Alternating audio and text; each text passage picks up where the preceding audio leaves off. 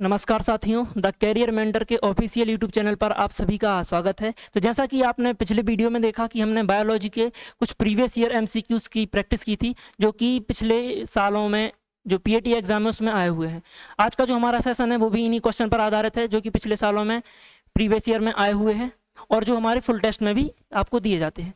तो इन क्वेश्चन की आज हमें प्रैक्टिस करना है और उनके कॉन्सेप्ट्स के बारे में आज हम बात करेंगे। तो हमारा वीडियो है जो आज का बायोलॉजी का वीडियो है। तो हम स्टार्ट करते हैं अपने वीडियो को। इसमें हम क्या बात करेंगे, कुछ ऐसे क्वेश्चन के बारे में जो कि प्रीवियस ईयर में पीएटी में आए हुए हैं। तो जैसा कि आप सभी को मालूम है कि जो टीसीएम है वो एक टेस्ट सीरीज चला रहा है, जिसकी जो कीमत है वो कितनी 99 रुपीज़ रखी गई है। तो आप इसको परचेस कर अपने टेस्ट लगा सकते हैं और अपनी तैयारी को आराम से कर सकते हैं। और हमारा जो एक ड्रॉपर बैच लॉन्च हो रहा है, जो कि अभी 1 अगस्त से स्टार्ट है, इसमें आप एनरोल कर जो नेक्स्ट ईयर का पीएटी एग्जाम है उसके लिए आप प्रिपरेशन कर सकते हैं और सिलेक्शन ले सकते हैं। तो हमारा जो आज का पहला क्वेश्चन है वो है, निम्नलिखित में से कौन सा बैक्टीरिया दलहनी पौधों में जैविक नाइट्रोजन स्थिरीकरण के लिए जिम्मेदार होता है। मतलब which of the following bacteria is responsible for biological nitrogen fixation in the leguminous plant. तो इसका क्या आंसर रहेगा, आप सभी कमेंट बॉक्स में बताइए क्या इसका हमारा क्वेश्चन का आंसर है।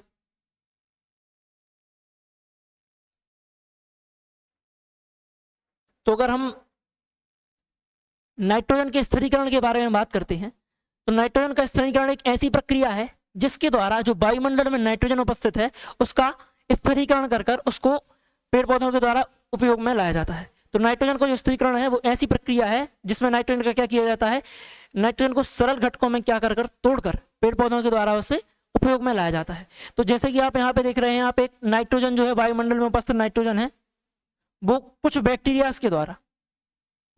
के द्वारा इसका क्या कर लिया जाता है, अमोनिया में विखंडन कर दिया जाता है, इसका अमोनिफिकेशन किया जाता है, जिसमें यह क्या होता है NH4 या फिर NH3 में क्या हो जाती है, टूट जाती है। तो अगर हम बात करें वायुमंडलीय नाइट्रोजन का, जो नाइट्रोजन है इसकी जो फिक्सिंग की जाती है, कुछ ऐसे बैक्टीरिया होते हैं जो इसको क्या करते थे, अमोनिया में तोड़ देते हैं। उन बैक्टीरिया का नाम क्या होता है, उनका नाम होता है राइजोबियम बैक्टीरिया। तो ऐसे बैक्टीरिया होते हैं जो कि अधिकतर दलहनी फसलों में पाए जाते हैं, दलहनी पौधों में पाए जाते हैं, जो नाइट्रोजन के स्थिरीकरण का काम करते हैं। अब जब नाइट्रोजन का स्थिरीकरण होता है तो यह अमोनिया में क्या हो जाती है, टूट जाती है। इसके बाद कुछ ऐसे बैक्टीरियाज होते हैं जो इसको नाइट्रेट में या फिर नाइट्राइट में कन्वर्ट कर देते हैं, जो कि पौधों के द्वारा उपयोग कर लिया जाता है।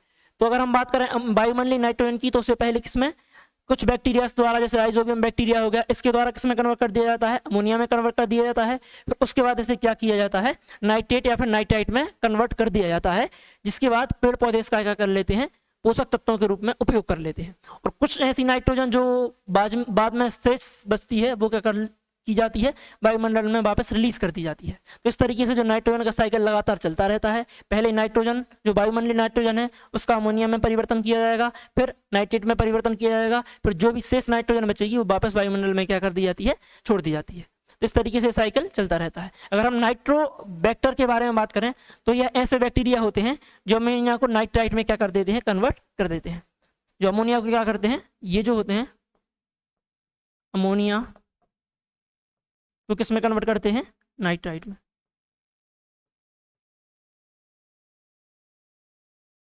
पहले नाइट्रेट में फिर नाइट्राइट में क्या कर देते हैं, कन्वर्ट कर देते हैं। तो इस क्वेश्चन का जो हमारा आंसर होगा वो राइजोबियम होगा।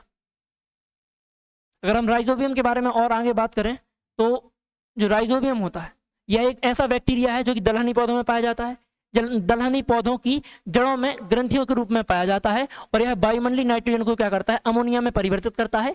और यही जैविक नाइट्रोजन स्थिरीकरण का कहलाता है। मतलब जो पूरी प्रोसेस है उसे हम क्या कहते हैं, जैविक नाइट्रोजन का स्थिरीकरण कहते हैं। अगर हम एजोबैक्टर के बारे में बात करें तो एजोबैक्टर स्वतंत्र रूप से मिट्टी में नाइट्रोजन को क्या करता है, स्थिर करता है। जो एजोबैक्टर होता है वो स्वतंत्र रूप से क्या करता है, नाइट्रोजन को स्थिर करता है, परंतु यह पौधों की जड़ों पर उपस्थित नहीं होता है। यह स्वतंत्र रूप से मिट्टी में उपस्थित होता है और नाइट्रोजन के स्थिरीकरण का क्या करता है, कार्य करता है। अगला जो बैक्टीरिया है, जो नाइट्रोबैक्टर जिसे हम कहते हैं, यह क्या करता है, यह नाइट्रोजन स्थिरीकरण में सहायक नहीं होता है, बल्कि यह क्या करता है, नाइट्राइट को नाइट्रेट में क्या कर देता है, कन्वर्ट कर देता है। अगर हम बात करें आगे, जो क्लोस्ट्रीडियम है यह भी नाइट्रोजन स्थिरीकरण करता है, पर यह राइजोबियम की तरह सहजीवी नहीं होता है। यहाँ पे हमने बात की थी, जो नाइट्रोबैक्टर है वो क्या करता है, पहले अमोनिया को किस में कन्वर्ट करेगा, नाइट्रेट में, फिर उसे किस में कन्वर्ट कर देगा, नाइट्राइट में। सॉरी पहले नाइट्राइट में कन्वर्ट करेगा, फिर किस में करेगा, नाइट्रेट में कन्वर्ट कर देगा। उसके बाद हमारा जो अगला प्रश्न है, तो केंचुए में सेटा जो होता है वो क्या कार्य करता है? तो हमारे ऑप्शन आपके सामने है, सभी का आंसर दीजिए, क्या इसका आंसर रहेगा?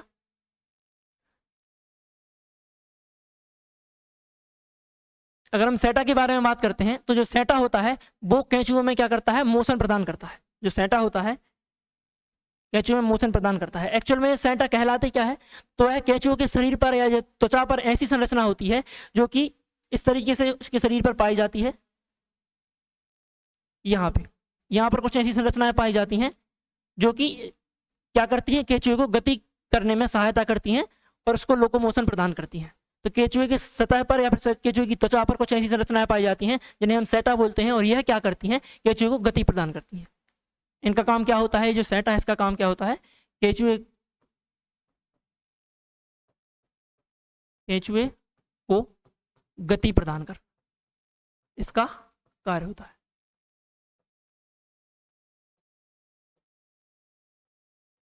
तो हमारे इस क्वेश्चन का आंसर क्या हो जाएगा, लोकोमोशन इसका आंसर हो जाएगा। अगर हम सेटा के बारे में आगे और बात करें तो जो सेटा होता है छोटे छोटे ब्रिसल्स जैसे रेसे होते हैं जो कि केंचुए के शरीर के हर खंड के चारों ओर पाए जाते हैं। तो जो केंचुए का जो शरीर होता है वो बहुत से सेगमेंट में डिवाइड होता है, बहुत सारे खंडों में डिवाइड होता है। उन खंडों पर ये संरचनाएं पाई जाती हैं जिसे हम क्या बोलते हैं, सेटा कहते हैं। और ये जो काइटिन प्रोटीन से बने होते हैं और बाहरी सतह पर थोड़े बाहर की ओर निकले हुए होते हैं। अगर हम डाइजेशन की बात करें तो केंचुए में पाचन जो होता है, जो पाचन प्रणाली के लिए केंचुए में अलग अलग अंग होते हैं, जैसे कि क्रॉप हो गया, गिजार्ड हो गया और आंत, जो इसके इंटेस्टाइन होती हैं, और जो क्रॉप हो गया, गिजार्ड हो गया, ये सभी पाचन में सहायक होते हैं। आगे अगर हम बात करते हैं उत्सर्जन की, तो उत्सर्जन के लिए केंचुए में नेफ्रिडिया जैसी संरचनाएं पाई जाती हैं। नेफ्रिडिया जैसे अंग पाए जाते हैं जो कि क्या करते हैं, उत्सर्जन में सहायक होते हैं। अगर हम बात करते हैं रेस्पिरेशन की, तो जो केंचुआ होता है वो किसके द्वारा रेस्पिरेशन करता है, वो त्वचा के माध्यम से श्वसन करता है। अगर हम श्वसन के बारे में बात करें तो जो केंचुआ होता है वो त्वचा के माध्यम से क्या करता है, श्वसन करता है। अगला जो हमारा प्रश्न है, जो रेशम संग्रह किया जाता है, तो रेशम संग्रह किसके द्वारा किया जाता है? तो जल्दी से आंसर करिए कमेंट बॉक्स में कि रेशम जो संग्रह है वो किसके द्वारा किया जाता है।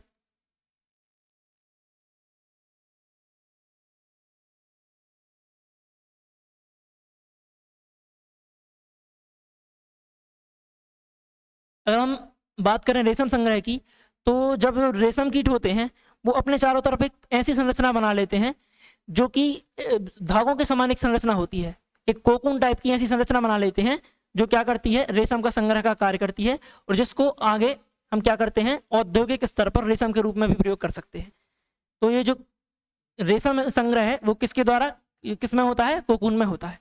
अगर हम बात करें लार्वा, तो लार्वा रेशम कीट की एक प्रारंभिक अवस्था होती है जो कोकून के अंदर होता है, उसे हम लार्वा कहते हैं, प्रारंभिक अवस्था को।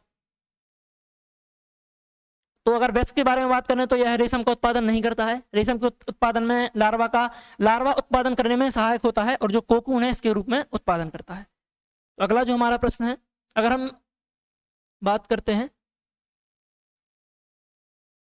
कोकून की, तो कोकून क्या होता है, जो सिल्क या फिर रेशम को कृमिकोष से प्राप्त किया जाता है। जो कोकून होता है सिल्क या फिर जो रेशम बोलते हैं उसे हम किससे प्राप्त करते हैं, कोकून से प्राप्त करते हैं, जो कि प्यूपा द्वारा बना एक आवरण होता है। इसे उबालकर रेशम निकाल लिया जाता है इसमें से।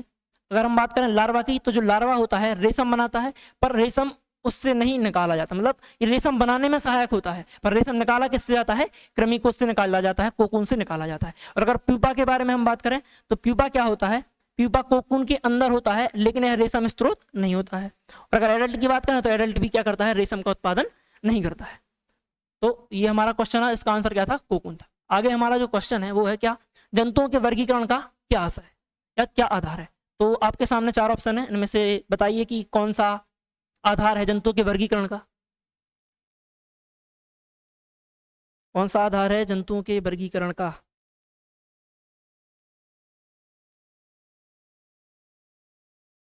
तो इसका जो ऑप्शन होगा वो होगा ऑप्शन डी, जो सिमेट्री है या फिर सेगमेंटेशन है और जो खोलों में, वो सभी क्या है, आधार है किसका, वर्गीकरण का। अगर हम वर्गीकरण के बारे में बात करें, क्लासिफिकेशन के बारे में बात करें, तो जैसा कि आप सभी जानते हैं कि जो कैरोलस लिनियस है उनको वर्गीकी का पिता भी कहा जाता है। इन्होंने सबसे पहले क्या किया था, जो जीवों को 2 भागों में बांटा था, या फिर जो पृथ्वी पर जो प्रजातियां पाई जाती हैं उन्हें दो भागों में बांटा था, एक तो जंतु जगत था और एक था पादप जगत।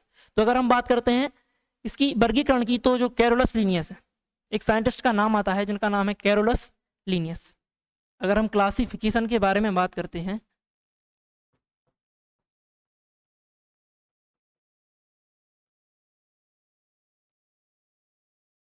तो एक साइंटिस्ट का नाम आता है कैरोलस लीनियस।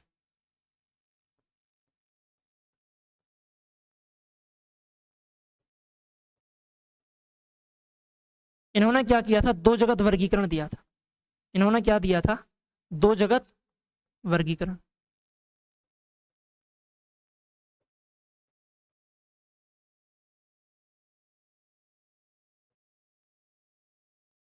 जिसे हम टू किंगडम क्लासिफिकेशन भी बोलते हैं। तो जो कैरोलस लीनियस ने उन्होंने क्या क्या किया था, टू किंगडम क्लासिफिकेशन दिया था। और इन्होंने जो प्रजातियां हैं उनको दो भागों में बांटा था। कौन कौन सा, एक तो पादप जगत है, पादप जगत, और दूसरा होता है जंतु जगत।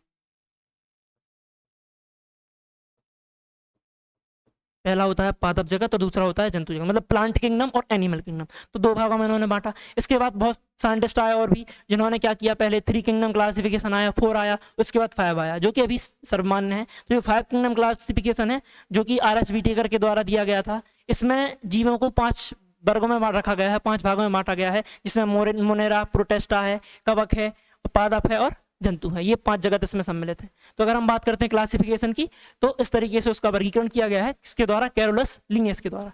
अगर हमारे क्वेश्चन के बारे में हम बात करें तो जंतुओं के वर्गीकरण का आधार क्या है, तो अगर जंतुओं के वर्गीकरण की हम बात करते हैं तो इसमें क्या होता है, जो सम्मिति है, सम्मिति के आधार पर भी हम जंतुओं को वर्गीकृत कर सकते हैं। उसके खंडन पर, जो सेगमेंटेशन पर, जैसे केचुआ हो गया, बहुत सारे ऐसे जीव बहुत सारे खंडों में विभाजित होते हैं।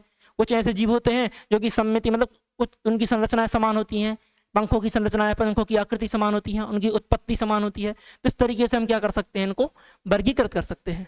तो हमारा ऑप्शन क्या हो जाएगा, डी इसका आंसर हो जाएगा।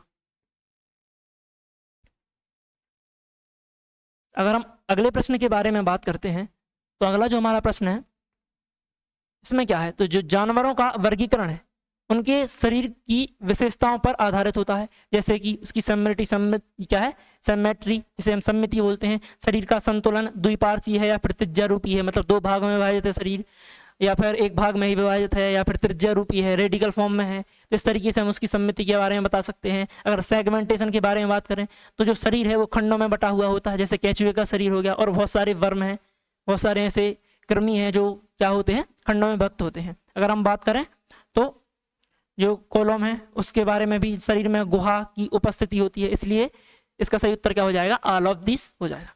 अगला जो हमारा प्रश्न है, हम बात करते हैं नेक्स्ट प्रश्न के बारे में। तो क्या है, निम्न में से कौन सा कीट खेती को नुकसान पहुंचाता है। अगर हम बात करें ऐसे कीट के बारे में जो कि खेती को नुकसान पहुंचाता है, तो ऑप्शन आपके सामने है, तो रिप्लाई कीजिए आंसर, कमेंट कीजिए कि इसका आंसर क्या होगा।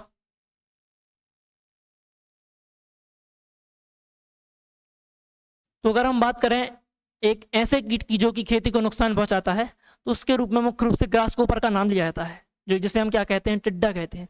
इसका नाम लिया जाता है ऐसे जीव के रूप में जो कि खेती को नुकसान पहुंचाता है।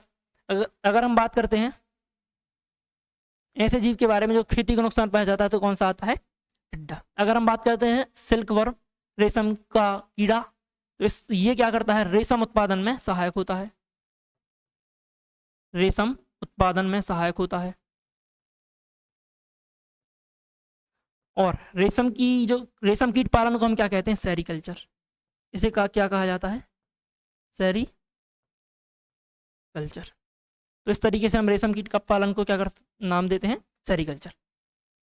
अगर हम और आगे बात करें तो जो क्या होता है, ग्रासहोपर जो होता है, यह कीट फसलों की पत्तियों को खाकर उन्हें क्या करता है, नुकसान पहुंचाता है। जो क्या होता है, ग्रासहोपर जो होता है वो क्या करता है, ग्रासहोपर जो होता है वो, यह कीट क्या करता है, फसलों की पत्तियों को खाता है और उन्हें क्या करता है, नुकसान पहुंचाता है। अगर हम बात करें सिल्क वर्म की, इसका उपयोग किया, यह एक उपयोगी कीट है जो कि रेशम के उत्पादन के लिए उपयोग किया जाता है। अगर हम बात करें लैक इंसेक्ट, तो यह लाख का निर्माण करता है जो कि आर्थिक रूप से लाभदायक है। कभी कभी आपने देखा होगा कि जो पेड़ की त्वचा है उस पर कुछ फफूंद टाइप की संरचना बन जाती है तो वह संरचना क्या कहलाती है, लाक कहलाती है। और बटरफ्लाई है, आमतौर पर यह फसलों को नुकसान नहीं पहुंचाता है।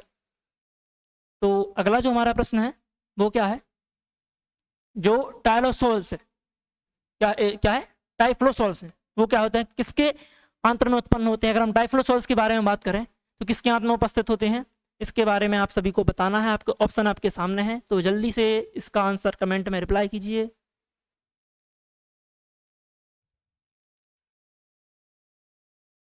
तो क्या होगा इसका आंसर, टाइफ्लोसोल्स। जो टाइफ्लोसोल्स होते हैं वो क्या होते हैं, केंचुए के अंदर एक ऐसी परत पाई जाती है जो कि किससे बनी होती है, टाइफ्लोसोल्स की होती है। जो परत होती है यहाँ पे इस तरीके से एक परत बनी होती है, एक सेकेंड, केंचुए की त्वचा में इस तरीके से एक परत बनी होती है जिसे हम क्या बोलते हैं, टाइफ्लोसोल्स कहते हैं। ठीक है, तो यहाँ पे जो हमारा आंसर हो जाएगा वो क्या हो जाएगा, अर्थवर्म या फिर केंचुआ। केंचुआ जो होता है इसे हम किसान मित्र के नाम से भी जानते हैं। इसे क्या कहा जाता है, किसान मित्र भी कहा जाता है। और जो केंचुए पालन को हम क्या कहते हैं, वर्मी कल्चर। इसे क्या कहा जाता है, वर्मी कल्चर कहा जाता है। तो केंचुए की त्वचा के अंदर इस तरीके से एक संरचना होती है जो क्या होती है, जिसे हम टाइफ्लोसोल्स कहते हैं। यह अन्य केंचुए के अन्य क्रिया जैसे अवशोषण हो गया और उत्सर्जन हो गया और बहुत सारी क्रियाओं में क्या करती है, भाग लेती है और उसमें सहायक होती है। तो इसका जो हमारा आंसर होगा वो क्या होगा, केंचुआ होगा। आगे अगर हम बात करते हैं तो जो टाइफ्लोसोल्स होता है, टाइफ्लोसोल्स एक आंतरिक संरचना होती है जो कि केंचुए की आंत की दीवारों के अंदर पाई जाती है।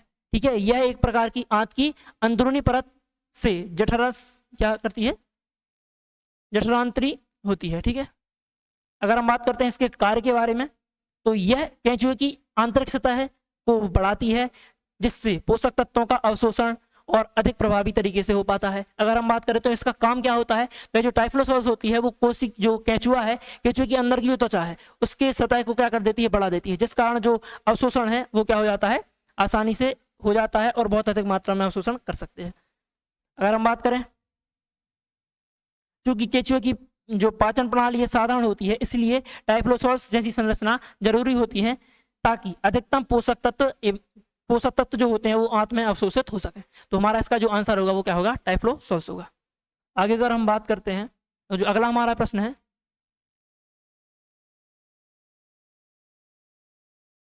अगर हम कॉकरोच के बारे में बात करें, तिलचट्टा, तो तिलचट्टे की आंत में टाइफ्लोसोल्स नहीं पाए जाते हैं। इसकी पाचन प्रणाली में क्रॉप, गिजार्ड और सीगा जैसी संरचनाएं पाई जाती हैं जो कि इसके पाचन में क्या होती हैं, सहायक होती हैं। अगर हम बात करते हैं ग्रासकोपर, टिड्डा की, तो टिड्डे में भी टाइफ्लोसोल्स नहीं पाए जाते हैं। इसकी आंत में विशेष प्रकार के गैस्ट्रिक सीका होते हैं जो कि पाचन में क्या करते हैं, सहायता करते हैं। और अगर हम सिल्कवर्म के बारे में बात करें तो रेशम के कीट में भी टाइफ्लोसोल्स नहीं होते हैं। इसकी आंत अपेक्षाकृत सरल होती है और इसमें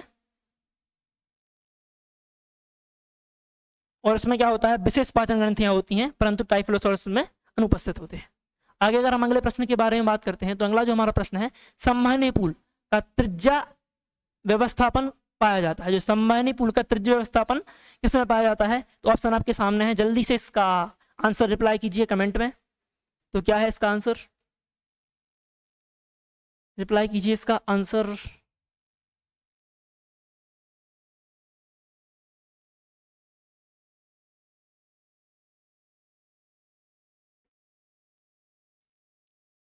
तो अगर हम बात करते हैं संवहनी पुल का त्रिज्या व्यवस्थापन, तो अगर हम बात करते हैं किसी पौधे के तने का मतलब व्यवस्थापन के बारे में बात करते हैं, तो जो तने की व्यवस्था होती है वो रेडिकल फॉर्म में होती है। उसमें इस तरीके से क्या होती हैं, बहुत सारी वृत्तीय रूप में क्या होती हैं, परतें पाई जाती हैं।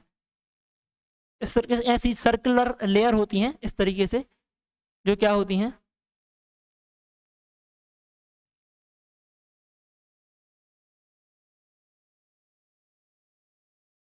अगर हम बात करते हैं तो किसी भी पौधे के तने में इस तरीके से ऐसी संरचनाएं पाई जाती हैं एक वृत्तीय मार्ग में। यहाँ पे विभिन्न प्रकार के ऊतक और जो त्वचा की बहुत सारी परतें होती हैं जो कि त्रिज्या रूप में होती हैं। चूंकि वृत्तीय रूप में होती हैं इसलिए इसे हम क्या बोलते हैं, रेडिकल फॉर्म में कहते हैं। तो जो जैसे यहाँ पे ये पेरेन्काइमा, सॉरी प्राइमरी जाइलम, ये सेकेंडरी जाइलम की परत है, तो इस तरीके से पूरे में यह परत पाई जाती है। ये सेकेंडरी फ्लोएम है।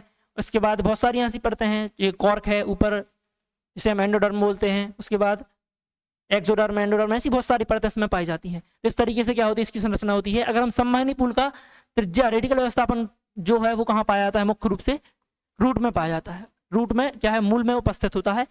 अगर हम बात करें त्रिज्या विन्यास, तो वो होता है कहाँ उपस्थित, स्टेम में उपस्थित होता है। लेकिन अगर संवहनी पुल का त्रिज्य व्यवस्थापन करें तो वो कहाँ होता है, रूट में उपस्थित होता है। आगे अगर हम बात करते हैं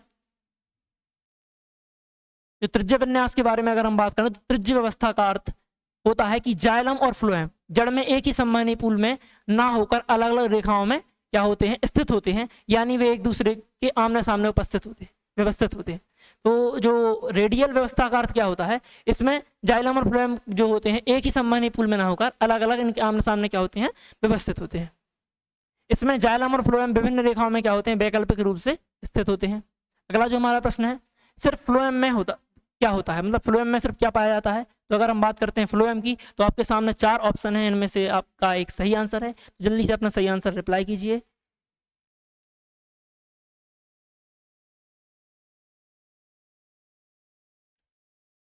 उसका जो सही ऑप्शन होगा वो होगा ऑप्शन सी, मतलब side tubes and companion cells. जो चलनी नलिकाएं और सहायक कोशिकाएं जो होती हैं वो क्या होती हैं, सिर्फ फ्लोएम में पाई जाती हैं। बाकी जो मृदुतक है, द्रणु ऊतक है, ये सभी क्या है, ऊतकों के प्रकार हैं। जैसे जो कि विभाज्यूतक है, बहुत सारे, मतलब अगर ऊतक के वर्गीकरण के बारे में बात करें तो इसे 2 भागों में बांटा जाता है। एक तो विभाज्यूतक होता है और एक होता है स्थायी ऊतक। विभाज्यूतक ऐसे ऊतक होते हैं, अगर हम ऊतक के क्लासिफिकेशन के बारे में बात करते हैं, अगर प्लांट टिश्यू जो होता है, अगर हम बात करते हैं प्लांट टिश्यू की,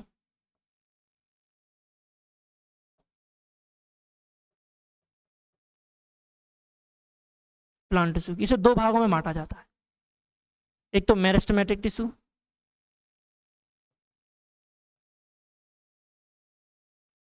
मेरिस्टेमेटिक टिश्यू, एक होता है परमानेंट टिश्यू। परमानेंट टिश्यू, तो जो प्लांट टिश्यू उसको 2 भागों में बांटा जाता है, एक तो मेरिस्टेमेटिक टिश्यू और एक होता है परमानेंट टिश्यू। अगर हम मेरिस्टेमेटिक टिश्यू के बारे में बात करते हैं, तो ऐसे ऊतक जिसे हम विभाज्यूतक बोलते हैं, ऐसे ऊतक जिनकी कोशिकाओं में विभाजन होता है उन्हें हम बोलते हैं मेरिस्टेमेटिक टिश्यू।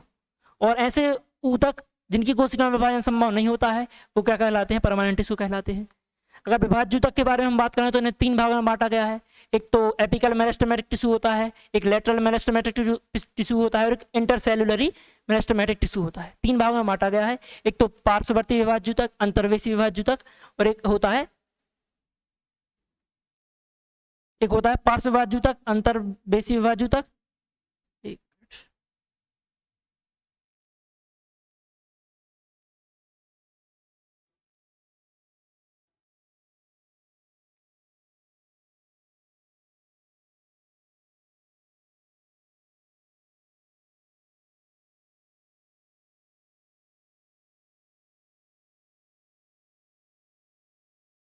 तो हम बात कर रहे थे ऊतक के बारे में, तो इसे 2 भागों में बांटा गया है। एक तो मेरिस्टेमेटिक टिश्यू होता है और एक होता है परमानेंट टिश्यू। तो मेरिस्टेमेटिक टिश्यू को 3 भागों में बांटा गया है। एक तो होता है पार्श्ववर्ती विभाज्यूतक, एक होता है शीर्षस्थ विभाज्यूतक और एक होता है अंतर्वेशी विभाज्यूतक। 3 भागों में से क्या किया गया है, बांटा गया है।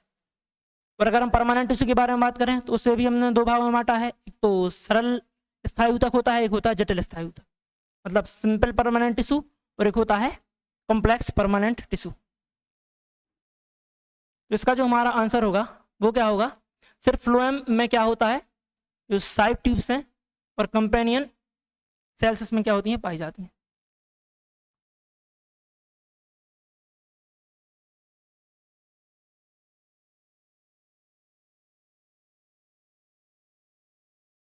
नेक्स्ट अगर हम बात करें फ्लोएम की, तो फ्लोएम जो क्या होता है, फ्लोएम एक प्रकार का जीवंत संवहनी ऊतक है, जैसे हम बोलते हैं लिविंग वेस्लर टिश्यू। अगर हम बात करते हैं तो अभी हमने जैसे कि विभाजित किया है टिश्यू को बहुत सारे भागों में, जिसमें से एक परमानेंट टिश्यू है। परमानेंट टिश्यू के बारे में अगर हम बात करते हैं, अगर हम परमानेंट टिश्यू के बारे में बात करें, परमानेंट टिश्यू के बारे में बात करते हैं, तो इसे भी 2 भागों में बांटा गया है। एक तो सिंपल परमानेंट टिश्यू और एक होता है कॉम्प्लेक्स परमानेंट टिश्यू।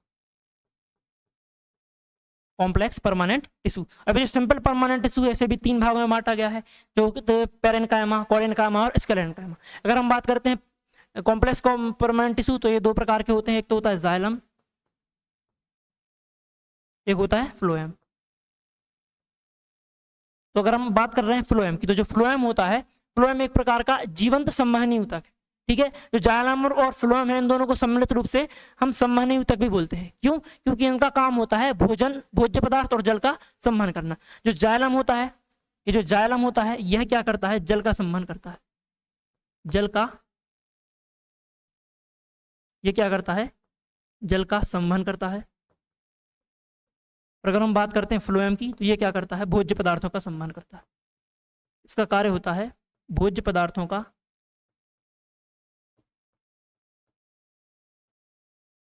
संवहन करना। इस तरीके से हम जो कॉम्प्लेक्स परमानेंट टिश्यू उनको 2 भागों में बांट सकते हैं, एक तो जाइलम हो गया और एक फ्लोएम हो गया। अब अगर हम फ्लोएम की बात करते हैं तो इसको भी हमने 4 भागों में बांटा है, जो कि आपके सामने है। अगर हम बात करते हैं फ्लोएम की, तो ये एक प्रकार का जीवंत संवहनी ऊतक होता है, जो पौधों में भोजन, मुख्यतः शर्करा के परिवहन में क्या करता है? परिवहन का कार्य करता है। फ्लोएम के निम्नलिखित घटक पाए जाते हैं। कौन कौन से हैं? जो कि आपके सामने हैं। तो पहला होता है चलनी कोशिकाएं, जिन्हें हम साइव ट्यूब भी बोलते हैं। जो चलनी कोशिकाएं हैं इन्हें हम क्या कहते हैं? साइव ट्यूब कहते हैं। इनका काम क्या होता है? ये केवल फ्लोएम में उपस्थित होती हैं। इनमें केंद्रक नहीं होता है, लेकिन ये भोजन के परिवहन में क्या करती हैं? मदद करती हैं। इसका जो दूसरा भाग होता है वो होता है सहायक कोशिकाएं, जिसे हम कंपेनियन सेल्स कहते हैं। जो कंपेनियन सेल्स होती हैं ये भी केवल फ्लोएम में उपस्थित होती हैं। ये चलनी नलिकाओं को पोषण व सहारा प्रदान करती हैं। जो चलनी कोशिकाएं होती हैं, चलनी नलिकाएं होती हैं, जो साइव ट्यूब्स होती हैं, उनको सहारा प्रदान करने का काम किसका होता है? वो होता है सहायक कोशिकाओं का। अगर हम फ्लोएम पेरेन्काइमा के बारे में बात करें, तो यह पौधों में भंडारण का कार्य करता है। इसका काम क्या होता है? पौधों में भंडारण करना। इसका भोज्य पदार्थों का भंडारण करना, जैसे स्टार्च हो गया और अन्य भोज्य पदार्थों का भंडार। अगर हम बात करते हैं तो पेरेन्काइमा अन्य ऊतकों में भी पाया जा सकता है, ठीक है। इसलिए केवल फ्लोएम विशिष्ट नहीं कहा जा सकता। मतलब यह है जो जैसे यहाँ पे फ्लोएम पेरेन्काइमा पाया जाता है, उसी तरीके से जाइलम में क्या होता है? जाइलम पेरेन्काइमा होता है। जाइलम के भी 4 भाग होते हैं। अगर हम चौथे पार्ट की बात करें तो फ्लोएम स्क्लेरेन्काइमा, तो यह एक मृत ऊतक है और यह यांत्रिक सहारा देने के लिए क्या करता है? उत्तरदायी होता है। तो अगर हम बात करते हैं फ्लोएम की, तो फ्लोएम को 4 भागों में बांटा गया है, जिसमें पहला है चलनी नलिकाएं, दूसरा है सहायक कोशिकाएं, तीसरा है फ्लोएम पेरेन्काइमा और चौथा जो होता है वो होता है फ्लोएम स्क्लेरेन्काइमा। अगला जो हमारा प्रश्न है, तो कौन सा एक स्टील का हिस्सा है? तो निम्नलिखित में से कौन सा एक स्टील का हिस्सा है? ऑप्शन आपके सामने है, तो जल्दी से इसका आंसर कमेंट कीजिए। क्या इसका आंसर है?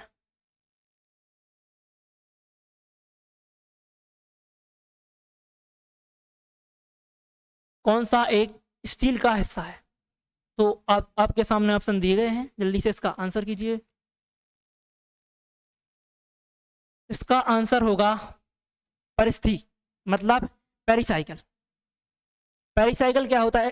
पहले तो हमें ये पता होना चाहिए कि वास्तव में ये स्टील क्या होता है। तो स्टील जो होता है वो पौधे का जो तना है, तने का एक अंदर का परत होती है, परतों का एक क्रम होता है, जिसे हम क्या बोलते हैं?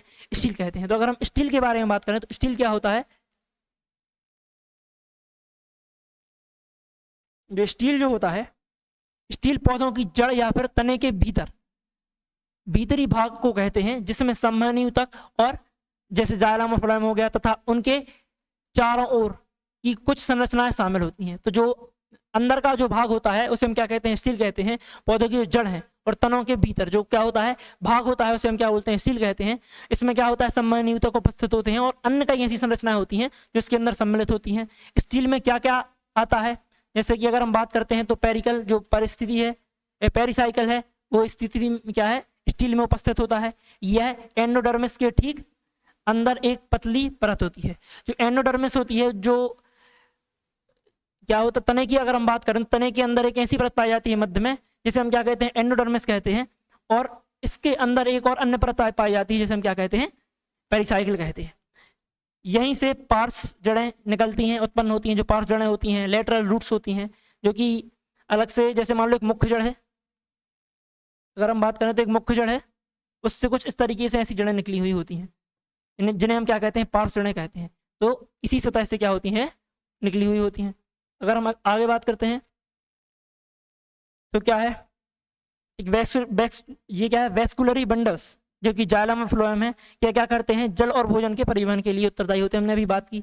तो जो जाइलम और जो फ्लोएम है हम क्या कहते हैं, संवहन बंडल्स भी कहते हैं या फिर वैस्कुलर बंडल्स भी कहते हैं। आगे अगर हम बात करते हैं तो मज्जा, तो कुछ पौधों में, अगर मज्जा के बारे में बात करें तो कुछ पौधों में जो स्टील है उसके अंदर एक संरचना पाई जाती है जिसे हम क्या कहते हैं, मज्जा कहते हैं।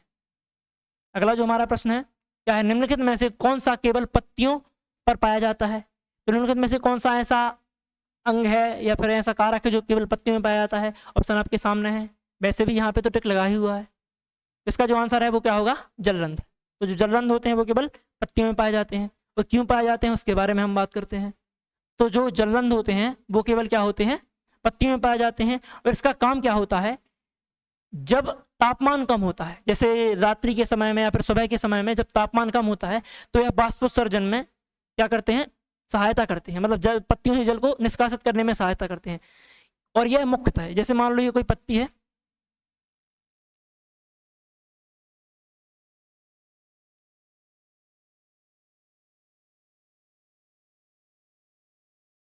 इस तरीके से पत्ती है, तो यहाँ पे ऐसे छोटे छोटे छिद्र पाए जाते हैं इसके किनारे पर और इसके शीर्ष पर। यहाँ पे क्या होते हैं, छोटे छोटे छिद्र पाए जाते हैं जिन्हें हम क्या बोलते हैं, जलरंध्र कहते हैं। और जब सूर्य का प्रकाश उपस्थित नहीं होता है अर्थात तापमान कम होता है, उस स्थिति में क्या करते हैं, पत्ती से पानी को बाहर निकालने का कार्य करते हैं। ठीक है, तो इस तरीके से हम जलरंध्र को क्या कर सकते हैं, डिफाइन कर सकते हैं। तो यह कहाँ होते हैं, उपस्थित कहाँ होते हैं, पत्तियों के शीर्ष में और उनके किनारे पर, पत्तियों के शीर्ष और किनारे पर यह उपस्थित होते हैं। इस तरीके से हम इसे जलरंध्र को क्या कर सकते हैं, डिफाइन कर सकते हैं, जो कि सिर्फ कहाँ होते हैं, पत्तियों में उपस्थित होते हैं।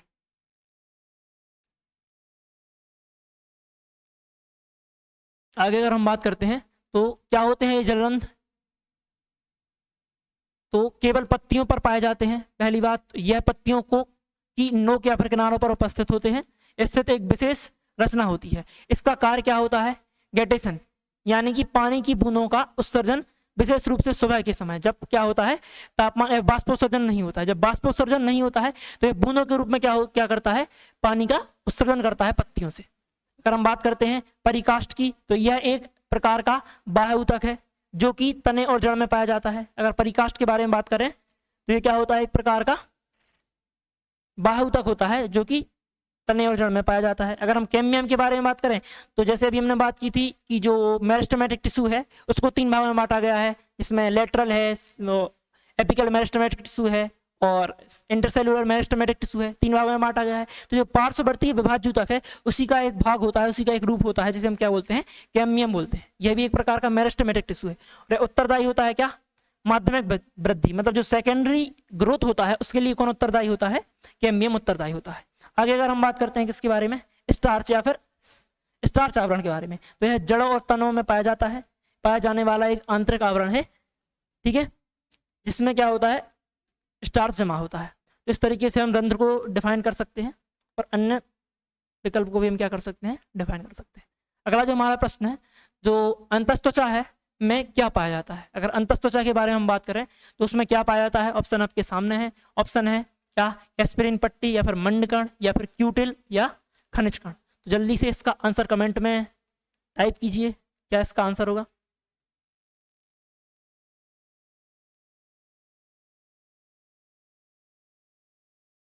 अगर इसके आंसर के बारे में बात करें तो जो कैस्पियन पट्टी है, कैस्पेरियन पट्टी है, वो इसका क्या है, आंसर है। इसके बारे में हम बात करते हैं, क्या होती है अंतस्त्वचा। तो अंतस्त्वचा जो होती है, जैसे हम एंडोडर्मिस बोलते हैं, यह पौधों की जड़ों में क्या होता है, यह पौधों की जड़ में कॉर्टेक्स और स्टील के बीच में पाई जाती है। तो जो एंडोडर्मिस होती है, जो क्या होती है, जड़ में क्या होती है, कॉर्टेक्स और स्टील, 2 भाग होते हैं। पौधे की जो संरचना होती है उसके तने की, उसमें 2 भाग होते हैं, एक तो कॉर्टेक्स होता है, एक स्टील होता है। तो इन दोनों के मध्य में एक परत पाई जाती है जिसे हम क्या बोलते हैं, एंडोडर्मिस बोलते हैं, एंडोडर्मिस बोलते हैं। और इसका काम क्या होता है, यह एक एकल कोशिका परत होती है। यह परत पानी और खनिज के नियंत्रित परिवहन में क्या करती है, मदद करती है। तो जाइलम और फ्लोएम के द्वारा जो पानी और अन्य पदार्थों का क्या किया जाता है, परिवहन किया जाता है, तो उसके परिवहन में मदद कौन करता है, एंडोडर्मिस है।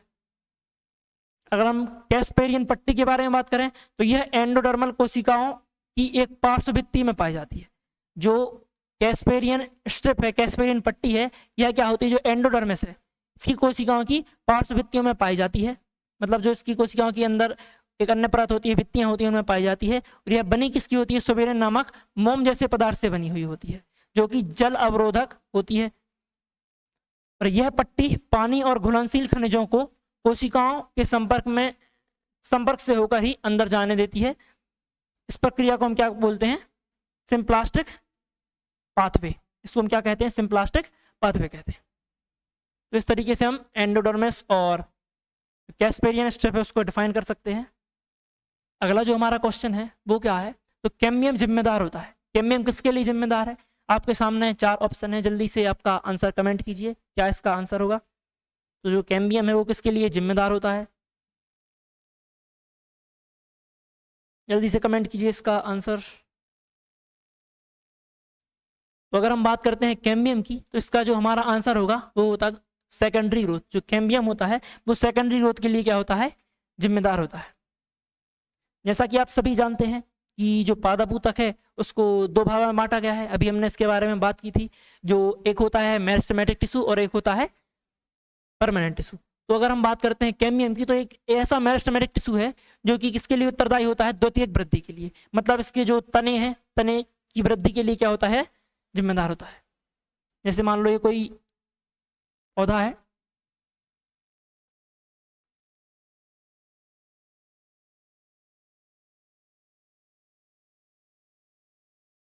इस तरीके से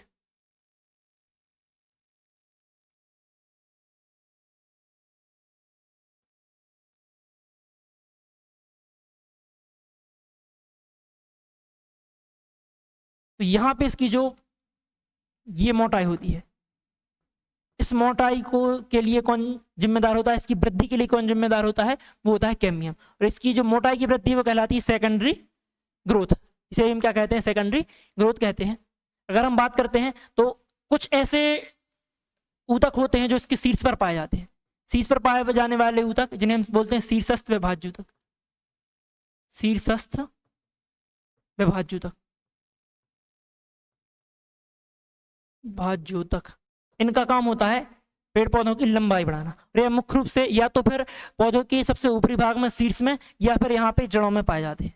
ये क्या होते हैं, इसके शीर्ष भाग में या फिर इसकी जड़ों में क्या होते हैं, पाए जाते हैं, जो कि इसकी लंबाई बढ़ाने में क्या होते हैं, सहायक होते हैं। अगर हम बात करते हैं इंटरसेलुलर टिश्यू, जो कि कहाँ पे पाए जाते हैं, यहाँ पे पाए जाते हैं। इस हिस्से को हम बोलते हैं नोड्स, नोड्स या फिर इंटरनोड। तो यहाँ पे कौन सा पाया जाता है, यहाँ पे पाया जाता है अंतर्वेशी विभाज्य ऊतक। अंतर्वेशी विभाज्य ऊतक।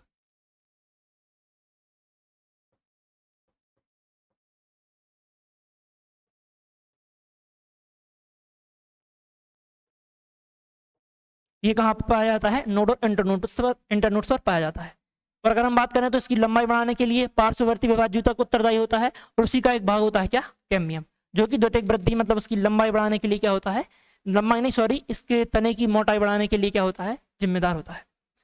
तो इसका जो हमारा आंसर होगा वो क्या होगा, प्राथमिक सॉरी सेकेंडरी ग्रोथ।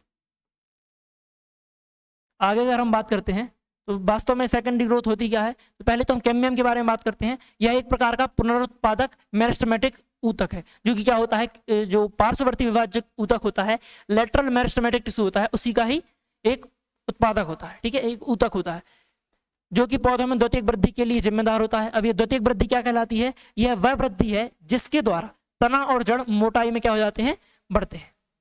यह मुख्य रूप से डाइकॉट पौधों में, जैसे जो द्विबीजपत्री पौधे होते हैं, जिसके जो बीज होते हैं वो 2 भाग में बटे हुए होते हैं, जैसे दलहनी फसलें हो गई, उन सभी के तो उनमें क्या होता है, उपस्थित होता है।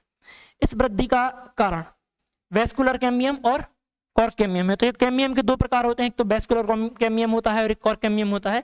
तो जो सेकेंडरी ग्रोथ है उसके लिए क्या होते हैं, उत्तरदायी होते हैं। अगला जो हमारा प्रश्न है, वर्गीकरण की सबसे छोटी इकाई क्या होती है। तो सबसे पहले हमें बात करते हैं वर्गीकरण के बारे में। तो वर्गीकरण जिसका अर्थ होता है क्लासिफिकेशन। अभी हमने इसके बारे में बात की थी कि जो कैरोलस लिनियस है उन्होंने इसे 2 भागों में बांटा, फिर जो आर एच विटेकर है इसे 5 भागों में बांटा गया है। अगर हम इसकी स्तर के बारे में बात करते हैं तो स्तर को, इसके जो वर्गीकरण है इसको 7 स्तरों में बांटा गया है। वो 7 स्तर कौन कौन से हैं? इसमें पहला स्तर, अगर हम बात करते हैं सबसे निचला जो स्तर है उसे हम क्या कहते हैं? उसे बोलते हैं स्पीसीज। उसे हम क्या कहते हैं? स्पीसीज कहते हैं। इसे 7 स्तरों में बांटा गया है। पहला होता है स्पीसीज, जो कि सबसे निचला स्तर है, जाति। उसके बाद आता है वर्ग, वर्ग के बाद आता है कुल जिसे हम बोलते हैं फैमिली, उसके बाद गण जिसे हम ऑर्डर कहते हैं, उसके बाद वर्ग आता है जिसे हम क्लास कहते हैं, उसके बाद अगर हम बात करते हैं तो क्लास के बाद होता है संघ जिसे हम फाइलम कहते हैं, उसके बाद आता है किंगडम। तो अगर हम बात करते हैं इसकी वर्गीकरण के बारे में, वर्गीकरण की श्रेणियों के बारे में, उसके स्तर के बारे में, तो इसे 7 वर्गों में बांटा गया है, जिसमें सबसे निचला स्तर क्या होता है? स्पीसीज होता है, जाति होती है। उसके बाद आता है वर्ग जिसे जीनस कहा जाता है, उसके बाद कुल जिसे हम फैमिली कहते हैं, उसके बाद ऑर्डर जिसे हम गण कहते हैं, उसके बाद क्लास, फिर फाइलम और फिर आता है किंगडम। इस तरीके से हम इसे क्या करते हैं? डिफाइन करते हैं। अगर हम बात करते हैं तो कुछ यहाँ पे एग्जाम्पल दिए गए हैं। जैसे अगर हम एक जाति के बारे में बात करें तो जो मनुष्य की प्रजाति है उसके बारे में हम बात करें तो अगर द्विनाम पद्धति के अनुसार कहा जाए तो किसी भी प्रजाति या जाति के नाम को 2 भागों में बांटा गया है। इसमें पहला तो होता है उसकी जाति और दूसरा होता है वर्ग या फिर जीनस। तो जैसे अगर हम बात करते हैं मनुष्य की, तो मनुष्य का नाम क्या होता है? मनुष्य का जो वैज्ञानिक नाम होता है वो होता है होमोसेपियंस। Homo sapiens, Homo sapiens. तो इसमें 2 भाग हैं, जिसमें सेपियंस इसकी क्या होती है? जाति होती है, और ये जो होमो है वो इसका क्या होता है? वर्ग होता है। तो यहाँ पे एग्जांपल के बारे में बात करें तो स्पीसीज है होमोसेपियंस, और अगर हम जीनस के वर्ग के बारे में बात करें तो होमो, और अगर हम कुल के बारे में बात करें तो होमिनिडाई, और अगर हम बात करते हैं किसके बारे में? गण के बारे में, तो प्रीमेट्स इसका गण है, और मैमिलिया इसकी क्या है? इसका वर्ग है। और अगर हम बात करते हैं तो कॉर्डेटा इसका क्या होता है? संघ होता है। और अगर हम फाइलम किंगडम के बारे में बात करें तो एनिमल इसका क्या होता है? किंगडम होता है। तो अगर हम मनुष्य के बारे में बात करें, मनुष्य की प्रजाति के बारे में हम बात करते हैं तो एनिमल इसका क्या होता है? किंगडम होता है। और अगर कॉर्डेटा के बारे में बात करें तो इसका क्या होता है? संघ होता है। मैमेलिया क्या होता है? इसका क्लास होता है। पर हम बात करते हैं प्रीमेट की, ये क्या होता है? इसका गण होता है। अगर हम बात करें होमिनिडी, यह क्या होता है? इसका कुल होता, फैमिली होती है, फिर कुल होता है। होमो इसका क्या होता है? जीनस होता है, और सेपियंस की क्या होती है? जाति होती है। तो इस तरीके से हम क्या करते हैं? क्लासिफिकेशन को विभिन्न प्रकार की श्रेणियों में या फिर स्तरों में बांटते हैं। तो हमारा ये जो क्वेश्चन था इसका आंसर क्या होगा? जाति होगा। तो वर्गीकरण की सबसे छोटी इकाई क्या होती है? वर्गीकरण की सबसे छोटी इकाई होती है जाति। इसकी सबसे छोटी इकाई क्या होती है? जाति। आगे अगर हम बात करते हैं, अगला जो हमारा प्रश्न है, अधिमूलों की द्विसंधि अवस्था पाई जाती है। तो क्या होते हैं अधिमूल और इसकी द्विसंधि अवस्था क्या होती है? इसके बारे में यहाँ पे ऑप्शन दिए गए हैं, जिसमें से एक तो पहले से ही लगा हुआ है, तो चलो इसके बारे में हम बात करते हैं, एनालिसिस करते हैं इसका। तो जो क्या है, इसका जो ऑप्शन होगा ऑप्शन डी होगा, पेप्लियोनेसी। ये क्या होती है? जैसे हम बात करते हैं, अब सबसे पहले हम बात करते हैं अधिमूल के बारे में। तो ये अधिमूल क्या होते हैं? जिसे हम स्टेमन्स बोलते हैं। तो जो पुष्प है, पुष्प जो भाग है उसको 2 भागों में बांटा गया है। एक तो स्त्री केसर होता है, एक पुंकेसर होता है। स्त्री केसर उसका फीमेल वाला भाग होता है, जिसमें ओवरी सम्मिलित है, वर्तिका और वर्तिकाग्र सम्मिलित होता है। जैसे हम बात करते हैं किसी पुष्प के बारे में,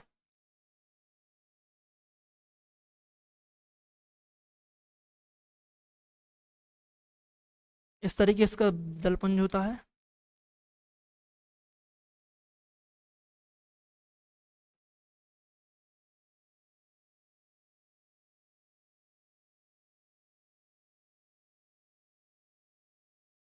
यहाँ पे छोटे छोटे से ऐसे वर्तिकाग्र लगे हुए, सॉरी ये होते हैं पुंकेसर। तो ये कहलाती है वर्तिका, और इसे हम बोलते हैं अंडाशय। अंडाशय, तो ये जो कहलाती है ये कहलाती है वर्तिका। तो ये जो बीच वाला हिस्सा है, यहां से लेके ये जो बीच वाला हिस्सा है, ये वाला जो हिस्सा है, इसे हम बोलते हैं स्त्री केसर। ठीक है, इसे हम बोलते हैं क्या? गायनोसियम। और ये जो बाहर वाले ये जो हिस्सा है इसे हम क्या बोलते हैं? एंड्रोसियम, जो कि पुरुष वाला भाग होता है, जिसे हम पुंकेसर बोलते हैं। तो अगर हम बात करते हैं अधिमूलों की, तो अधिमूल क्या कहलाते हैं? ये जो स्टेमन होते हैं इन्हें हम क्या कहते हैं? अधिमूल कहते हैं। इन्हें क्या कहते हैं?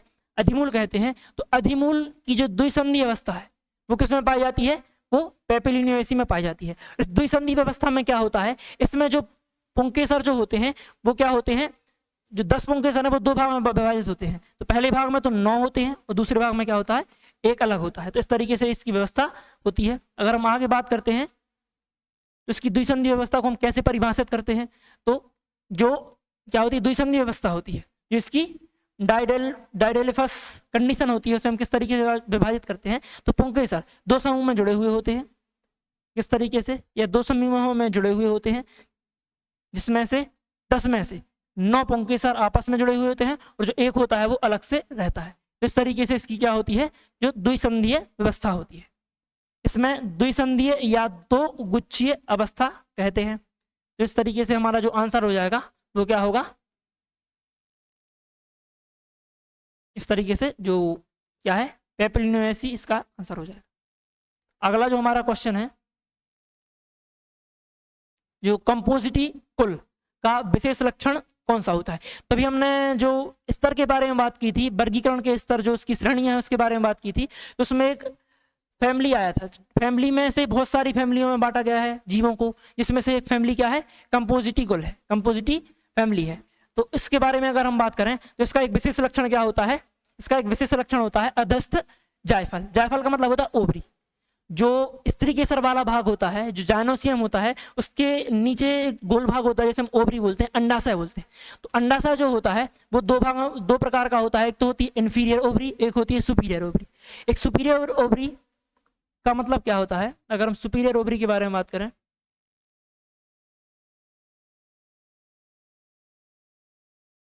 जो सुपीरियर ओवरी होती है, इसमें क्या होता है, इसमें जो ओवरी होती है वो क्या होती है, जो उसका दलपुंज है, बाह्यदलपुंज है, जो उसकी कलियां हैं, दलपुंज है और बाह्यदलपुंज है, इन सभी के ऊपर उपस्थित होती है सुपीरियर ओवरी। अगर हम इन्फीरियर ओवरी के बारे में बात करें तो है इनके नीचे होती है। जो इन्फीरियर ओवरी है वो बाह्यदलपुंज, बाह्यदलपुंज और दलपुंज, इन सभी के नीचे उपस्थित होती है। इनके क्या होती है, नीचे की ओर उपस्थित होती है, मतलब इनसे ढकी हुई होती है पूरी तरह से। और अगर हम बात करते हैं सुपीरियर ओवरी की, तो यह ऊपर की ओर उपस्थित होती है। बहुत सारे ऐसे पुष्प हैं जिसमें यह ऊपर की ओर उपस्थित होती है। तो हमारा इसका जो आंसर हो जाएगा वो क्या हो जाएगा, इन्फीरियर ओवरी, मतलब अंतस्थ जायफल। तो कंपोजिटी जो कुल है, इसकी मुख्य विशेषता क्या होती है कि इसकी जो ओवरी होती है वो इन्फीरियर ओवरी होती है। मतलब जो बाह्यदलपुंज है और दलपुंज है और पुष्प है, पुष्प के अन्य भाग हैं, उनसे क्या होती है, पूरी तरह से ढकी हुई होती है नीचे की ओर। इसका जो हमारा आंसर होगा वो क्या होगा, अंतस्थ अधस्थ जायफल या फिर इन्फीरियर ओवरी। तो अगर हम बात करें तो कंपोजिटी कुल क्या होता है, तो इसे क्या बोलते हैं,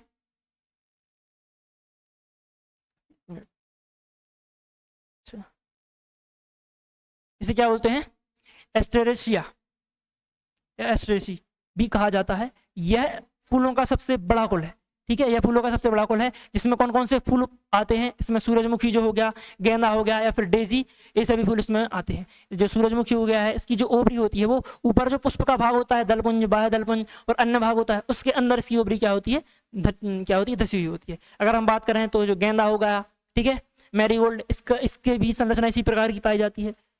इसके अंदर जो सफेद सफेद वाला भाग होता है ना, वही इसकी ओवरी कहलाती है। तो वो क्या होती है, जो बाह्यदलपुंज है, पुष्प के अन्य भाग हैं, उन सबके अंदर क्या होती है, धसी हुई होती है। जो परागकोश है, परागकण है, परागकोश के अंदर क्या होती है, और धसी हुई होती है।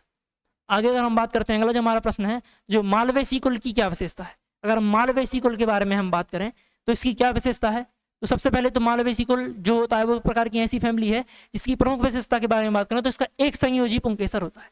एक संयोजी पुंकेसर का क्या अर्थ होता है, एक ऐसा पुंकेसर, इसमें सभी पुंकेसर के जो फिलामेंट होते हैं, डंठल होते हैं, आपस में जुड़कर एक क्या करते हैं, संरचना बनाते हैं। जितने भी हमने पुंकेसर के बारे में बात की, स्टेमन के बारे में बात की, वो सभी क्या होते हैं, जुड़कर एक क्या करते हैं, जुड़कर एक ही समूह बना लेते हैं, जिसे हम बोलते हैं एक संयोजी पुंकेसर।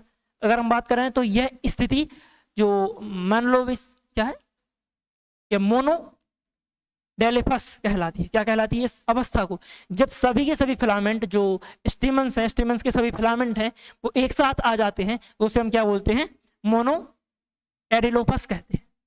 पुंकेसर की रस्सी जैसी बनावट इसका प्रमुख संकेत होती है। ठीक है, यह जो मालवेसी कुल है उसकी प्रमुख विशेषता है, प्रमुख पहचान है।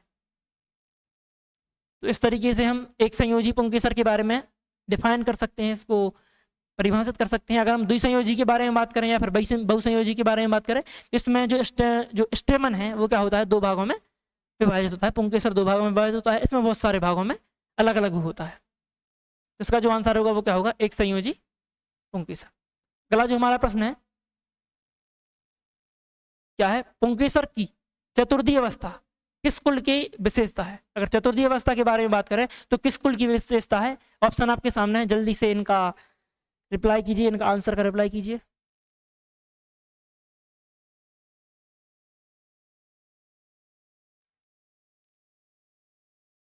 अगर हम बात करते हैं पुंकेसर की चतुर्विध अवस्था के बारे में, तो यहाँ पे बहुत सारी फैमिली दी गई हैं, जिसमें से क्रूसीफेरा एक ऐसी फैमिली है जिसमें पुंकेसर की अवस्था कैसी होती है, चतुर्विध अवस्था होती है। चतुर्विध अवस्था में क्या होता है, इसमें पुंकेसर दो भागों में विभाजित होता है। वो दो भाग कैसे कैसे होते हैं, देखो अगर हम बात करते हैं तो चतुर्विध अवस्था की, तो जिसे हम बोलते हैं टेट्रा डायनेमस पुंकेसर। ठीक है, टेट्रा डायनेमस पुंकेसर क्या कहलाता है, यह एक ऐसी स्थिति होती है जिसमें पुंकेसर जिसमें 6 पुंकेसर होते हैं। किस तरीके से होते हैं, 4 होते हैं लंबे और 2 होते हैं छोटे। तो इसे दो भागों में विभाजित होते हैं पुंकेसर, 2 छोटे होते हैं शॉर्ट होते हैं और 4 कैसे होते हैं, लॉन्ग होते हैं। यह विशेष संरचना टेट्रा डायनेमस कहलाती है। इसे हम क्या बोलते हैं, टेट्रा डायनेमस का अर्थ क्या होता है, 4 शक्तिशाली पुंकेसर, मतलब इसमें 4 जो लॉन्ग होते हैं, ठीक है, और 2 कैसे होते हैं, छोटे होते हैं। तो इसका जो हमारा आंसर होगा वो क्या होगा, क्रूसीफेरा। इसका इस क्वेश्चन का जो आंसर होगा वो क्या होगा, क्रूसीफेरी। आगे अगर जो अगले प्रश्न के बारे में हम बात करते हैं तो क्या है, डंबल आकार के रंध्र पाए जाते हैं। तो जो डंबल आकार के रंध्र हैं वो कहाँ पर पाए जाते हैं, किस में पाए जाते हैं। 4 ऑप्शन आपके सामने हैं, जल्दी से कमेंट में इसका आंसर बताइए, क्या होगा इसका आंसर।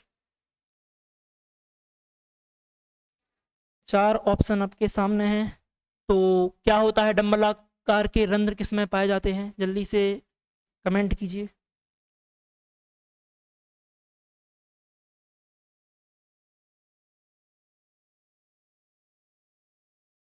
तो अगर हम बात करते हैं डंबल आकार के रंध्र जो कि किस में पाए जाते हैं, तो ग्रेमिनी एक ऐसा कुल है, ऐसी फैमिली है जिसमें क्या होता है, डंबल आकार के रंध्र पाए जाते हैं।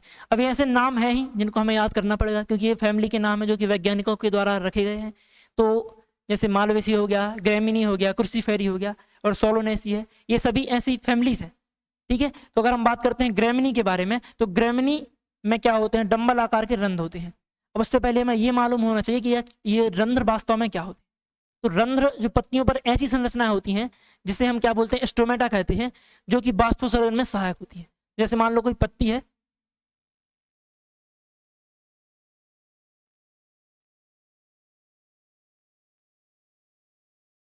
इस पर यहाँ सी छोटी छोटी सी क्या होती हैं, संरचनाएं पाई जाती हैं। यहाँ पर छोटी छोटी से छिद्रनुमा संरचनाएं पाई जाती हैं, इन्हें हम क्या कहते हैं, स्टोमेटा कहते हैं, जो कि क्या करती हैं, जल के बाष्पोत्सर्जन में भी सहायक होती हैं, प्रकाश संश्लेषण में भी सहायक होती हैं।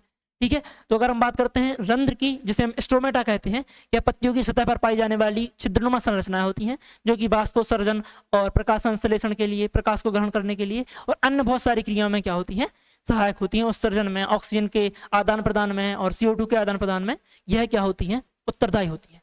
तो अगर हम बात करते हैं डंबल आकार की रंध्र, जो कि किसमें पाए जाते हैं, ग्रेमिनी में पाए जाते हैं। जो ग्रेमिनी फैमिली है, ग्रेमिनी कुल है, इसकी एक प्रमुख विशेषता होती है कि इसके जो रंध्र होते हैं वो कैसे होते हैं, डंबल आकार के होते हैं।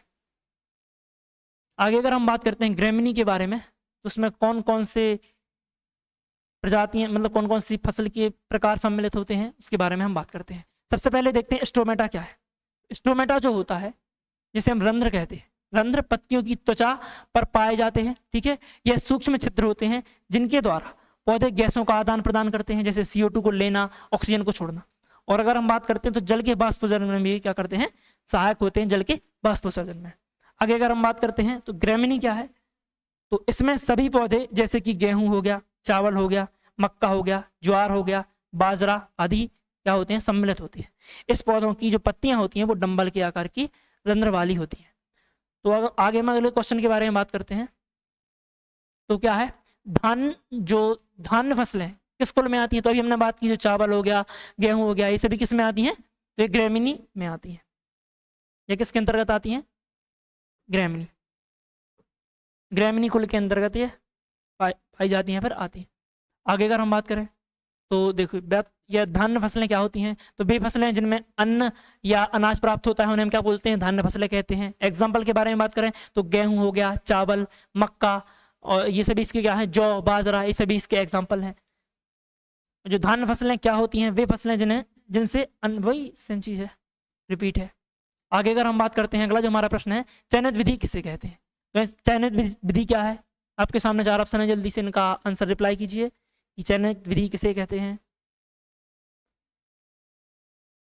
तो इसका आंसर जो है वो क्या है? बी। चयनित विधि है जो क्या है? सबसे ओल्ड विधि है, सबसे पुरानी मेथड है, जिसके द्वारा हम प्रजातियों को कई नई जो किस्में हैं उनको डेवलप करते हैं। प्रजातियों की नई किस्मों को क्या करते हैं? विकास करते हैं। इसमें क्या किया जाता है? ऐसी प्रजातियों को चयनित किया जाता है जिनके कुछ विशेष लक्षण हैं, या फिर जिनके लक्षण का विकास अच्छी तरह से हो गया है, जिनके गुणों का विकास अच्छी तरह से हो गया है, तो उसमें हम उन प्रजातियों को चयन करते हैं और आगे जो प्रजनन के लिए उनका हम क्या करते हैं?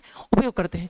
तो चयन विधि क्या है? सबसे ओल्डेस्ट, सबसे पुरानी विधि है, जिसके द्वारा हम क्या करते हैं? प्रजातियों का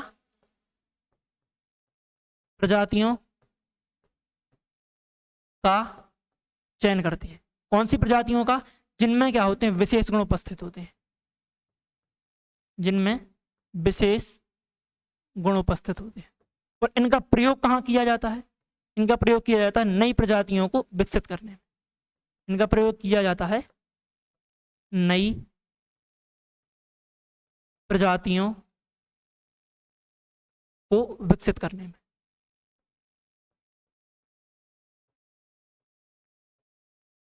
विकसित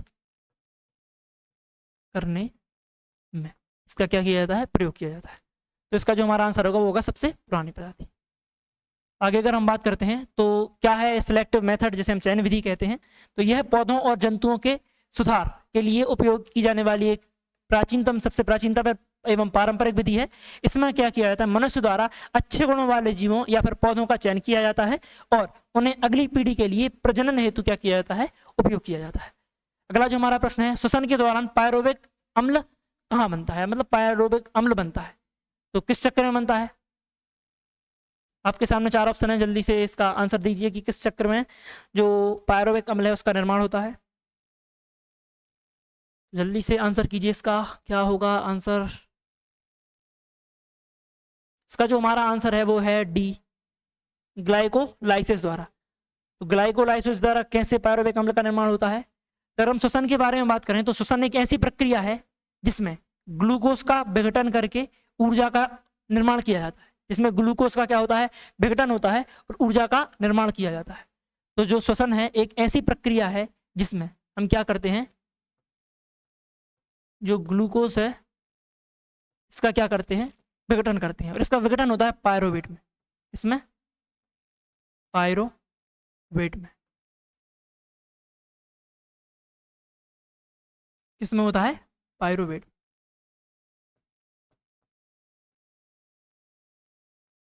और यह प्रक्रिया जो होती है वो कहाँ होती है? यह जो प्रोसेस होती है वो साइटोप्लाज्म में होती है।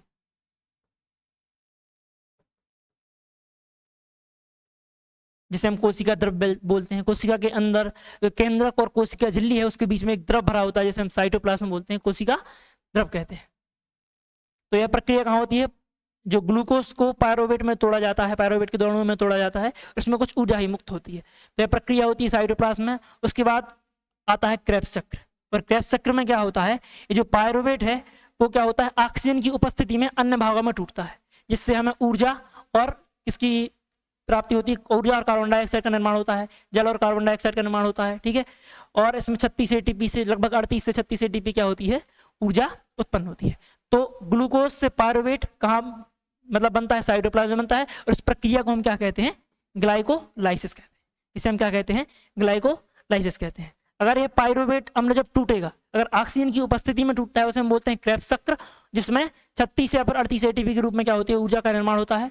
और अगर ऑक्सीजन की अनुपस्थिति में, जो कि ईस्ट वगैरह में होता है, उसमें टूटता है। ठीक है। तो उसमें लैक्टिक अम्ल का निर्माण होता है।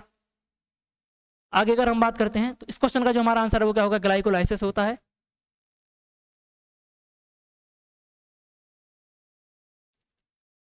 अगर हम बात करते हैं ग्लाइकोलाइसिस क्या है, तो यह श्वसन या रेस्पिरेशन की पहली अवस्था होती है। यह इस प्रक्रिया में, फिर यह प्रक्रिया कहाँ होती है, साइटोप्लाज्म में होती है। इसमें एक ग्लूकोज अणु जो होता है उसका टूटना होता है किसमें, 2 पायरुविक एसिड में। 2 पायरुवेटिक अम्ल में क्या हो जाता है, टूट जाता है कौन सा, ग्लूकोज। आगे अगर हम बात करते हैं तो अंधकार में जो रंध्रों को बंद करने के में जो सहायक हार्मोन है वो कौन सा है। तो आपके सामने 4 ऑप्शन है, जल्दी से इसका आंसर कमेंट में रिप्लाई कीजिए।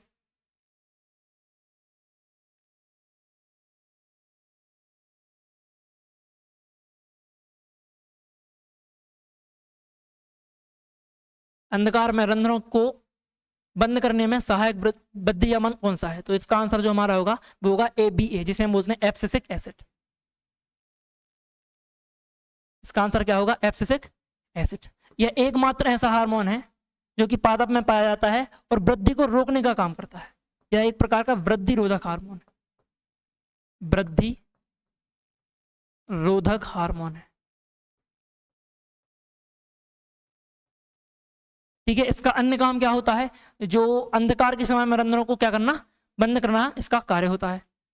अगर हम बात करते हैं IAA, तो यह एक प्रकार का ऑक्सीजन हार्मोन है जिसे हम इंडोल एसिटिक एसिड कहते हैं। ठीक है, GA3 यह एक प्रकार का जिबरेलिन हार्मोन है। तो इस तरीके से हम क्या कर सकते हैं, एब्सिसिक एसिड के बारे में डिफाइन कर सकते हैं। यह एक प्रकार का वृद्धि रोधक हार्मोन है। आगे अगर हम इसके बारे में बात करते हैं तो जो ABA होता है जिसे हम एब्सिसिक एसिड कहते हैं, ABA होता है जिसे हम क्या कहते हैं, एब्सिसिक एसिड कहते हैं। यह एक पादप हार्मोन है जिसे हम वृद्धि विरोधी या विरोधी वृद्धि हार्मोन भी कहते हैं, एंटी ग्रोथ हार्मोन कहते हैं। इसका मुख्य कार्य क्या होता है, मुख्य कार्य तनाव की स्थिति में पौधों की रक्षा करना होता है। और अन्य कार्य इसके क्या होते हैं, तो रंध्रों को बंद करना, अंधकार, जल की कमी के समय, सूखे की स्थिति में क्या करता है, ABA गार्ड कोशिकाओं पर कार्य करता है। ठीक है, और क्या करता है, रंध्र को बंद कर देता है ताकि जल की हानि ना हो सके। ठीक है, जिससे वे किस तनाव में आ जाते हैं, रंध्र को क्या कर देते हैं, बंद कर देते हैं। इससे पौधा जल की हानि से क्या होता है, बचता है। और बीजों में सुप्तावस्था को बढ़ावा देने में इसका उत्तरदायी मतलब क्या होता है, योगदान होता है। जब ऐसी स्थिति होती है कि बीज अंकुरण के लिए जो परिस्थिति है, जो वातावरण है, अनुकूल नहीं होता है, उस कंडीशन में बीजों को किस अवस्था में पहुंचा देता है, सुप्तावस्था में पहुंचा देता है, ताकि बीज अंकुरित ना हो सके, उनको अंकुरित होने से क्या करता है, रोकता है। तो ये है ABA जिसे हम बोलते हैं एब्सिसिक एसिड। अगला जो हमारा प्रश्न है, तो जो एकल विकल्प क्रॉस में बैक क्रॉस अनुपात होता है, क्या होता है। आपके सामने 4 ऑप्शन है, जल्दी से कमेंट कीजिए आंसर। 4 ऑप्शन आपके सामने दिए हुए हैं।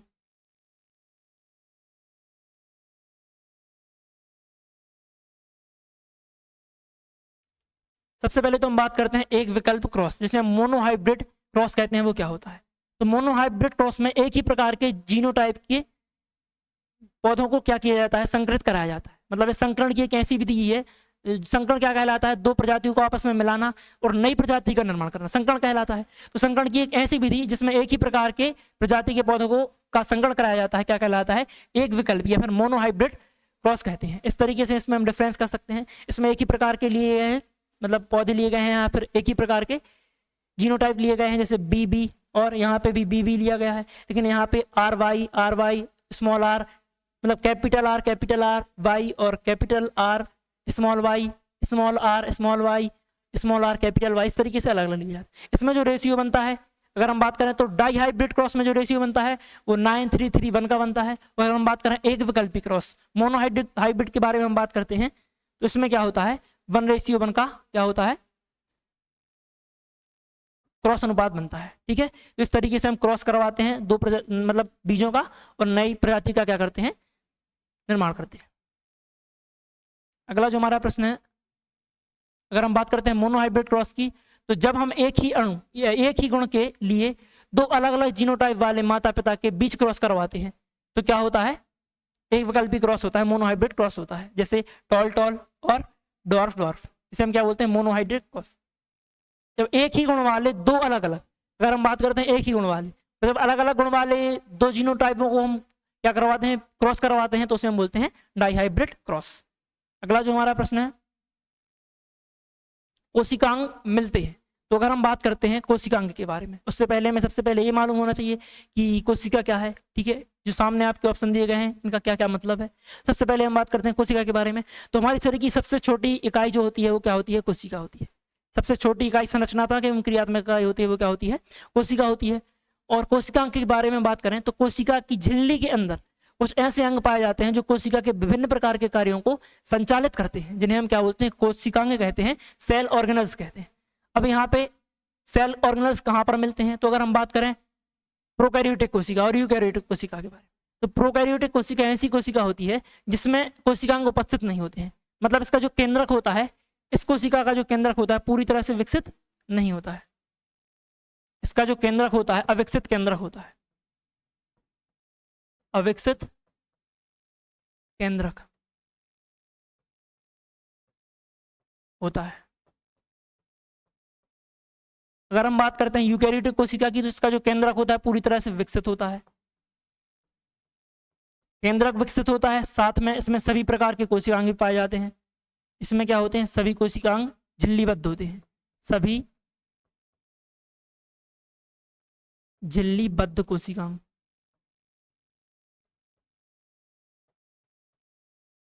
इसमें क्या होते हैं, उपस्थित होते हैं।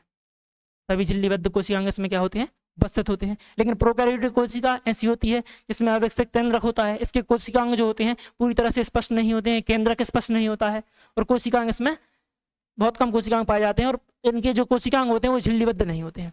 तो हमारे इस क्वेश्चन का आंसर क्या होगा, प्रोकैरियोटिक होगा। कोशिकांग के बारे में अगर हम बात करें तो जैसे माइटोकॉन्ड्रिया हो गया, लाइसोसोम हो गया, गोल्गी ऑपरेटर हो गया, अंतःप्रदव्य जालिका हो गई, राइबोसोम हो गया, ये सभी इसके क्या है, कोशिकांगों के एग्जाम्पल हैं। यहाँ पे आपके सामने दो कोशिका हैं, ये प्रोकैरियोटिक कोशिका है, इसमें इसका डीएनए पूरी तरह इसमें विकसित मतलब बिखरा हुआ होता है।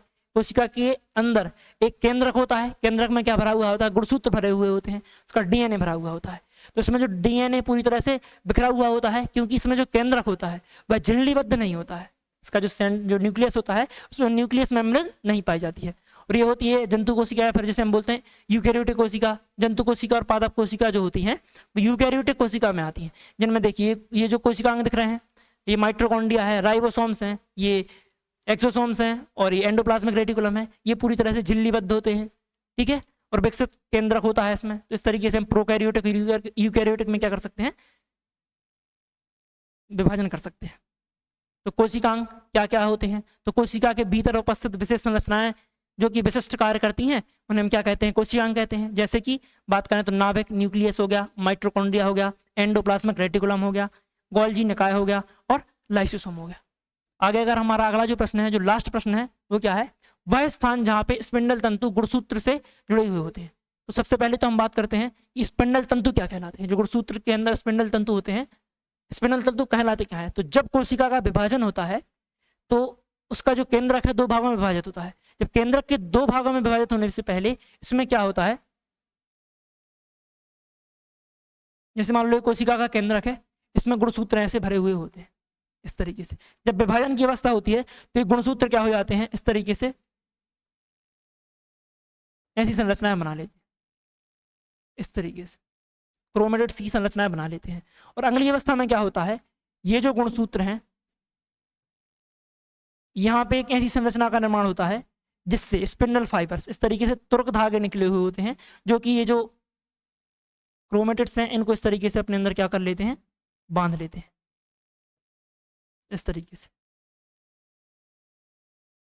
इस तरीके से इनको क्या कर लेते हैं, अलग कर लेते हैं। तो क्वेश्चन क्या था, वह स्थान जहां स्पिंडल तंतु गुणसूत्र से जुड़े हुए होते हैं क्या कहलाता है, उसे हम बोलते हैं सेंट्रोमियर, गुणसूत्र बिंदु से हम क्या बोलते हैं, सेंट्रोमियर, जो कि यहाँ पे इनका क्या होता है, निर्माण होता है।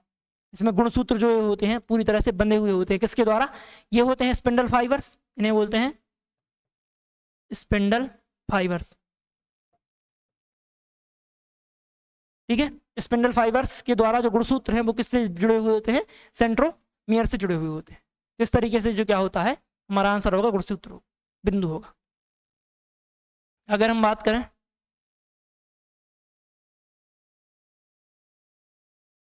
तो सेंट्रोमियर क्या है, तो सेंट्रोमियर गुणसूत्र बिंदु है, वह विशेष क्षेत्र होते हैं जहां स्पिंडल तंतु जो होते हैं वो फाइबर्स जिसे क्या मायोटिक या फिर मियोटिक विभाजन के समय गुणसूत्र से जुड़े हुए थे। जब कोशिका का विभाजन होता है जो कि दो प्रकार से होता है, माइटोसिस और मियोसिस, उसमें क्या होते हैं, इस तरीके से जुड़ जाते हैं। तो आज की क्लास हमारी यहीं तक थी। ये 25 क्वेश्चन है, इसमें आप अपना स्कोर जरूर कमेंट कीजिएगा कि आपके 25 में से कितने नंबर बन रहे हैं, कितना आपका स्कोर है। ठीक है, मिलते हैं अगले वीडियो में जिसमें हम और क्वेश्चन के बारे में प्रैक्टिस करेंगे। ठीक है, तब तक के लिए धन्यवाद।